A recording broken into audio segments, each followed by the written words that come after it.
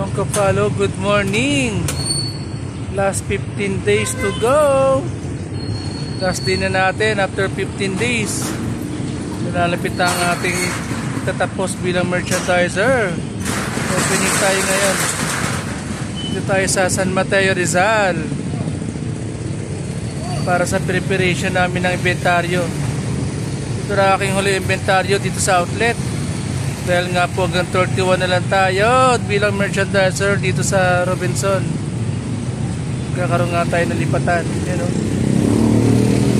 Good morning San Mateo, Camba Road. Yan, oh. Ito nga po yung ating preparation para sa inventaryo. Dito kami 1 week street duty. Ito aking kasama si Fanny G. You are si merchandiser yan.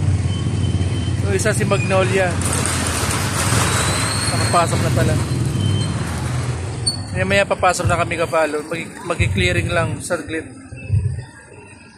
Medyo makulimlim ang ating Friday. Makapalang ulap. So medyo ingat tayo. Punta na tayo ng kapote. Medyo makulimlim. Aming gwardiya si Sir Duca. Okay, maraming salamat kapalo. Happy Friday sa lahat. Let's go. Please follow my page, Kapalo Vlog. Let's go.